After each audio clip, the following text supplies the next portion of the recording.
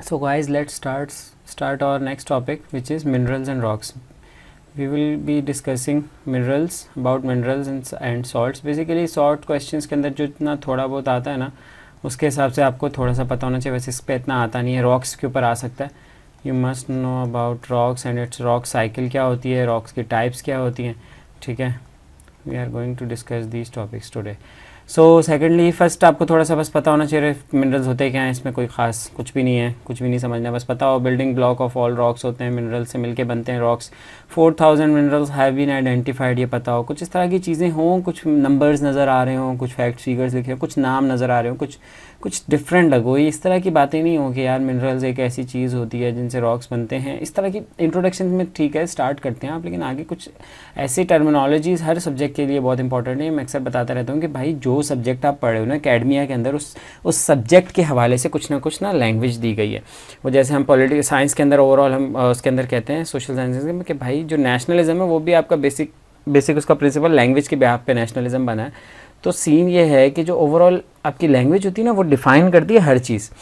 तो लैंग्वेज बहुत इंपॉर्टेंट चीज़ है. उसकी वोकेबलरी, उसके एकेडमिया, ओवरऑल डिलीवरी जो सिस्टम है ना, वो लैंग्वेज पे बिहाफ करता है, बेस करता है. तो इस वजह से आप जो भी सब्जेक्ट कर रहे हो, जैसे साइंस कर रहे हैं ना, तो उसमें उस तरह के लफ्ज़ लाजमी डालें. ये नहीं कि वही बेसिक इंग्लिश जो 5-6 क्लास वाला बच्चा जो हर चीज़ में यूज़ करता है, आप भी उसी तरीके से हर चीज़ में यूज़ करें. नहीं, आपको अलग अलग तरीके से हर सब्जेक्ट के हवाले से बात करनी होगी. वो हम सारी चीज़ें डिस्कस करेंगे, जैसे कि हम अपने सब्जेक्ट के अंदर सारी वीडियोस के अंदर अपनी अपनी कोर्स की सीरीज़ में देखते हैं कि हम वो टिपिकल जार्गन्स यूज़ करना बहुत ज़रूरी होते हैं. ये बिल्कुल फजूल बात है कि यार जार्गन्स ना यूज़ करो. ऑब्वियस सी बात है, जो कि आपका चेकर होगा, he must be a PhD professor of that specific subject. ये नहीं होगा कि कोई और ऐसे ही इधर उधर से उठ के बैठ के आपका चेक करेगा, ऐसे नहीं होता. खैर, आगे चलते हैं.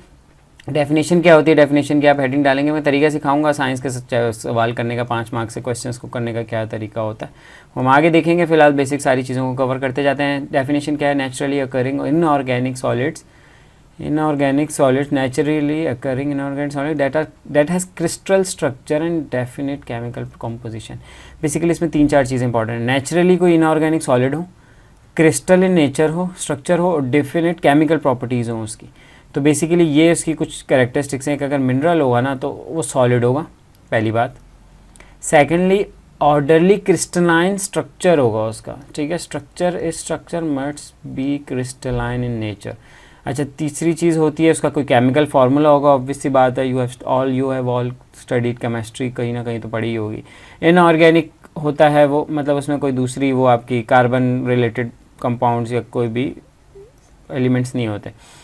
लास्टली क्या होता है उसमें, नेचुरल अकरिंग होती है. मैंने जैसे बताया कि नेचुरल अकरिंग होती है. तो ये इसकी प्रॉपर्टीज़ है. इसको अगर आप एक्सप्लेन करें एक एक लाइन के अंदर तो बहुत है.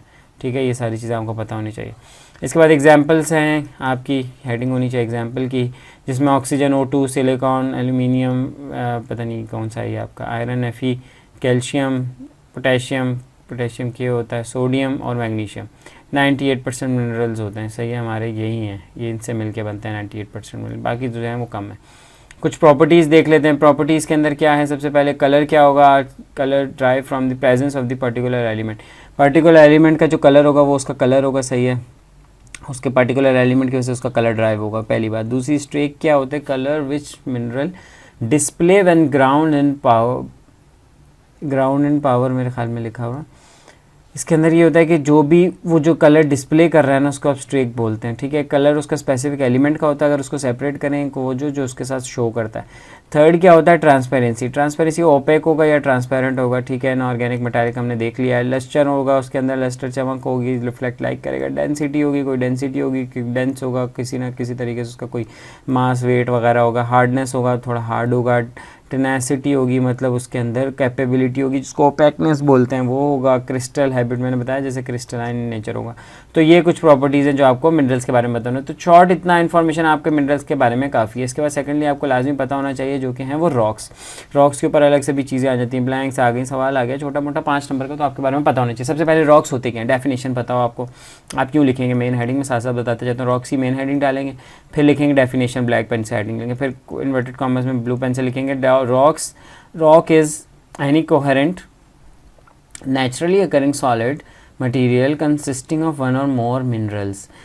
The substance which have one और मोर मिनरल्स, इसका मतलब क्या होगा, वो जो कि नेचुरल अकरिंग हो और कोहेरेंट हो, तो बेसिकली उसको हम रॉक्स बोलेंगे। सिंपल डेफिनेशन है, आपको यूँ पैराग्राफ उसको बंद करें एक लाइन में, उसके आगे फिर आप लिखें टाइप्स ऑफ रॉक्स, इस तरीके से हेडिंग डालेंगे टाइप्स ऑफ रॉक्स, फिर आगे सबसे पहले बताएंगे इग्नियस रॉक्स। पूछा जाएगा जब सवाल रॉक्स के ऊपर, अगर रॉक साइकिल भी आता है ना, तो आपने बेसिकली यूँ ही सवाल को लेकर चलना होता है। सवाल करने का ना एक सेट पैटर्न होता है, आपको लाजमी वो सीखने की ज़रूरत है। हर सवाल की साइंस के अंदर अलग है, बाकी सब्जेक्ट्स के अंदर अलग है, तो मैं साथ साथ बताता जा रहा हूँ जो कि इंपॉर्टेंट चीज़ है, आपको फोकस करना है। ये मैंने बेसिकली एक तो ये बहुत शॉर्ट नोट्स टाइप के ना ये सारे, इसमें सिर्फ इंपॉर्टेंट पॉइंट्स लिखे हुए हैं और उसको भी वन वर्ड नोट्स टाइप के बनाए हुए हैं। ये भी वन वर्ड थोड़े से एक्सप्लेनेटरी हैं, बट लेकिन ज़्यादा एक्सप्लेनेटरी नहीं है, पैराग्राफ्स नहीं है, इसके अंदर पॉइंट्स की सूरत में मैंने लिखा हुआ है सारे, ये देखें। अच्छा, टाइप्स ऑफ रॉक्स लिखने के बाद आप उसको एक्सप्लेन करेंगे। सबसे पहले बताएंगे कि इग्निस का मीन मतलब होता है फायर, ठीक है, वर्डली मीनिंग जिसको आप कहते हैं। फिर है igneous rocks are formed from cooling and hardening of magma और लावा। जो मैग्मा विद इन दी अर्थ होता है ना, अगर वो कूल हो जाए तो उसका वो बिल्कुल सॉफ्ट नेचर होता है, वो इग्नियस रॉक्स बन जाते हैं। मैग्मा जब मोल्टन रॉक इनसाइड अर्थ, उसको मैग्मा बोलते हैं। क्लासिफाइड, ये किस चीज़ में क्लासिफाइड होते हैं इग्नियस रॉक्स, अब आप आगे मजीद बताएंगे types of igneous rock. Basically ये लंबा सवाल है, मैंने तो बिल्कुल शॉर्ट करके लिखा हुआ, आप इसको पैराग्राफ में एक्सप्लेन करते जाएंगे तो लंबा हो जाएगा। क्लासिफाइड क्या होता है, एक्सट्रूसिव और इंट्रूसिव रॉक्स होती हैं। एक्सट्रूसिव कौन सा है, वो जो कि बाहर आ जाती हैं वोल्केनो। सिंपल यार, जो भी वर्ल्ड अर्थ के अंदर अगर लावा मैग्मा, आप ऑब्वियसली आपको पता है बहुत हीट होती है तो लावा बन जाता है, वो जो भी रॉक मेल्ट होता है मोल्टन फॉर्म के अंदर वो लावा होता है। वो जब कम वोल्केनो क्रस्ट से बाहर आ जाता है तो ऑब्वियसली वो एक्सट्रूसिव हो जाता है। क्रस्ट के अगर अंदर ही रह के कूल हो जाए तो वो इंट्रूसिव हो जाएगा। सिंपल है, बाहर आने का सबसे एग्जाम्पल आपको पता है, वोल्केनो से बाहर आते हैं, ठीक है। एग्जाम्पल कौन सी है, मतलब नाम भी ऑब्वियसली आपको याद करने पड़ेंगे। ऑब्सीडियन, लावा रॉक होता है, बसाल्ट बोलते हैं, जो आसान लगे वो याद कर लें। इसमें ग्रेनाइट, गैब्रोन, कुछ इस तरीके से नाम्स हैं, तो मुश्किल नाम है, आपको दो तो याद करने ही पड़ेंगे यार, ज़ाहिर है कुछ ना कुछ एक्स्ट्रा तो देना पड़ेगा। आप तो हर कोई बता सकता है इग्नियस रॉक क्या होता है, लेकिन आपने अगर कुछ एडिशन करेंगे तो फिर फ़र्क पता चलेगा क्या रहा, अगर आपने अच्छा पढ़ा हुआ है बाकी से। ऑब्वियसली कॉम्पिटिटिव एग्जाम्स का यही मतलब होता है कि आपने कॉम्पीट करना है, तो आपको हर तरीके से एडवांस होता है। वो एक कोटेशन है कि वाइल यू आर, वो अक्सर मैंने कहीं देखी है कि while you are resting someone out gonna improving himself, या कोई भी हर सेल्फ कर लेंगे, वो अपने आप को इम्प्रूव कर रहे हैं और आप अपना टाइम आप यहाँ पे इंतज़ार कर रहे हैं और अगला एक स्टेप आगे जाता जा रहा है। तो ये बेसिकली कंपैरिजन करना नहीं चाहिए ओवरऑल, लेकिन कंपटीशन का यही होता है कि आपकी तैयारी सबसे अच्छी होनी चाहिए in order to secure maximum marks. तो सेडिमेंट्री रॉक्स पे आते हैं। सेकेंड टाइप है सेडिमेंट्री रॉक्स की। Rocks materials break down due to the physical, chemical, biological reason के थ्रू, किसी भी रीजन्स के थ्रू ये टूट जाए, कॉज बाय वेदर की वजह से, बायोलॉजिकल केमिकल रीजन्स होंगे। जो रॉक्स टूट जाए ना, वो आपके सेडिमेंट्री रॉक्स बन जाते हैं। इसका मतलब है broken pieces of rocks are sediments कहलाते हैं, सही है। तो रेड रॉक्स जो सेडिमेंट्री रॉक्स हैं वो एक क्या है, ब्रोकन पीसेस ऑफ रॉक्स हैं। Main rocks sediments get buried, compacted, cemented together into a single rock layer. Basically इनके ऊपर जब बरीड अंदर अंडरग्राउंड होते हैं, इसके ऊपर आपका प्रेशर पड़ता है, कंपैक्ट होते हैं, सीमेंटेड हो जाते हैं टुगेदर, मतलब बहुत कंपैक्ट हो जाते हैं, सीमेंट एक साथ जुड़ जाते हैं, तो क्या होता है वो एक रॉक लेयर बन जाती है पूरी अर्थ के ऊपर इस तरीके से, जिसको आप सेडिमेंट्री रॉक्स की लेयर बोल सकते हैं, सेड रॉक लेयर होती है। अच्छा, इसकी मज़ीद क्लासिफिकेशन है, 3 फॉर्म्स ऑफ सेडिमेंट्री रॉक्स हैं, ठीक है। वो कौन सी हैं आपकी, वो हैं केमिकल सेडिमेंट्स, ठीक है, क्लास्टिक सेडिमेंट्स और ऑर्गेनिक बायोलॉजिकल सेडिमेंट्स। ये मज़ीद डिवीजन है, लाजमी आपको पता होनी चाहिए, ठीक है। इसके बाद इसकी एग्जांपल्स अगर ऑर्गेनिक की है तो वो क्या है, कोल, लाइमस्टोन, क्ले। ये सिंपल एग्जांपल्स आप लिख सकते हैं, लाजमी लिखनी तो है, एग्जांपल के बगैर तो गुजारा नहीं होगा। आप कुछ ना कुछ आप यूँ समझ लेना, हर टॉपिक को साइंस के अंदर आपने डेफिनेशन देनी है, एक्सप्लेनेशन देनी है, टाइप्स का बताना है अगर उसकी कोई है, एग्जाम्पल्स देनी है, और उसको फिर किसी चीज़ का रिलेट करना है अगर कुछ है। इस तरीके से एक जनरल फॉर्मेट समझ लें, आगे आगे हम सीखते जाएंगे। तीसरा है मेटामॉर्फिक रॉक्स। इसकी डेफिनेशन क्या है, formed when any other metamorphic rocks are formed when any other rock is exposed to the extremely intense heat and pressure, ठीक है। तो ये फॉर्म बनते हैं। क्या होता है प्रेशर, क्या होता है pressure, due to the earth movement, earth की जो मूवमेंट होती है उसकी वजह से प्रेशर पड़ता है, ओवरऑल अर्थ का जो प्रेशर बना होता है उसकी वजह से क्या होता है कि जो रॉक्स अंडरग्राउंड जो भी आपका अर्थ के अंदर होते हैं ना, वो उसके ऊपर हीट पड़ता है, with the passage of time pressure और हीट लगने की वजह से वो कन्वर्जन हो जाती है उसकी, मेटामॉर्फिक, मतलब बहुत हार्ड स्टिफ रॉक्स बन जाते हैं, उसको हम मेटामॉर्फिक रॉक्स बोलते हैं। Heat and pressure change rocks, basically heat and pressure जो होते हैं ना, ये पॉइंट्स आप इसको एक्सप्लेन करेंगे कि वो चेंज कर देता है रॉक्स को।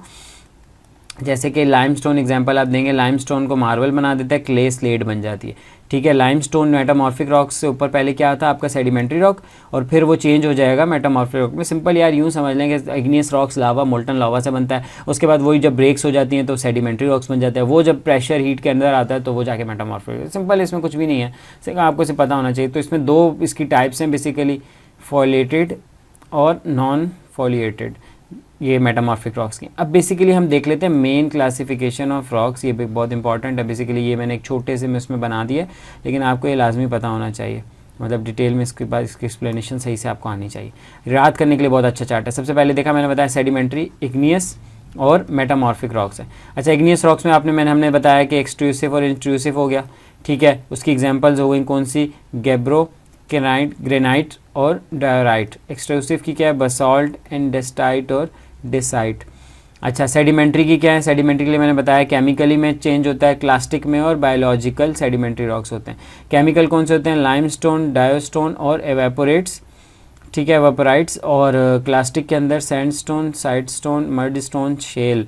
और बायोलॉजिकल में कोल, चैरेट। और इसी तरीके से फॉलिएटेड में स्लेट और चेस्ट है, पता नहीं कौन सा, कॉर्टाइज और मार्बल। आप बेसिकली आपको क्या करना है, एक एक याद रखना है। इग्नियस रॉक में सिंपल आप ग्रेनाइट याद कर लें, इसके अंदर बसाल्ट याद कर लें एक्सट्रूसिव में, केमिकल में लाइमस्टोन याद कर लें, वेपोराइट्स याद कर लें, क्लास्टिक के अंदर आप मड शेल या मड स्टोन याद कर लें, और इसके अंदर ग्रेनाइट याद कर लें। इसके अंदर बायोलॉजिकल के अंदर कोल सिंपल याद कर लें, ऑर्गेनिक वाला जो होता है। और फॉलिएटेड के अंदर आप स्लेट देख लें, और ये वाली एग्जांपल सही है ना कि आप मेटामॉर्फिक में ये समझ लें कि लाइमस्टोन से स्लेट मार्बल बन जाता है और क्ले से स्लेट बन जाता है। तो ये बेसिक 3 रॉक्स की टाइप्स हमने देखी हैं, ठीक है। इसी के आगे हमने मिनरल्स देखे पहले, और फिर उसकी रॉक्स की टाइप्स देखी हैं। अब हम देख लेंगे rock cycle. Rock cycle basically एक अलग टॉपिक होता है, लेकिन चलें इसी में पढ़ लेते हैं। सिंपल कोई कहानी नहीं है, जैसे कि हमने पढ़ा कि 3 टाइप्स ऑफ रॉक्स होती हैं ना, वही रॉक्स जब आप इसमें एक साइकिल बनाती है हम उसको रॉक साइकिल बोलते हैं। Rock cycle is all depends on the change that is caused by the heat and pressure, जो कि हमने ऊपर पढ़ा है कि हीट एंड प्रेशर की वजह से इग्नियस रॉक सेडिमेंट्री बनती है, सेडिमेंट्री जाके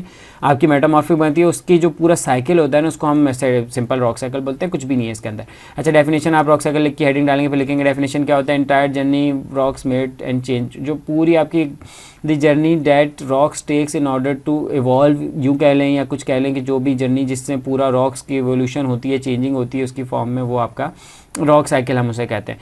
टाइम कंज्यूमिंग ट्रांजिशंस होती हैं बेसिकली, टाइम विद टाइम बहुत ज़्यादा टाइम लेती हैं ये सारी चीज़ें, तो आपको ये इंपॉर्टेंट पॉइंट लिखना है। फिर लिखना है rock cycle is driven by 2 forces, earth internal heat होती है और दी हाइड्रोलॉजिकल साइकिल। अब ये 2 इंपॉर्टेंट फैक्टर हैं जो कि इसको वर्क हैं, लेकिन रॉक साइकिल समझ लेते हैं। सिंपल क्या होता है, मैंने जैसे कि बताया कि सबसे पहले इंपॉर्टेंट चीज़ है आपका मैग्मा।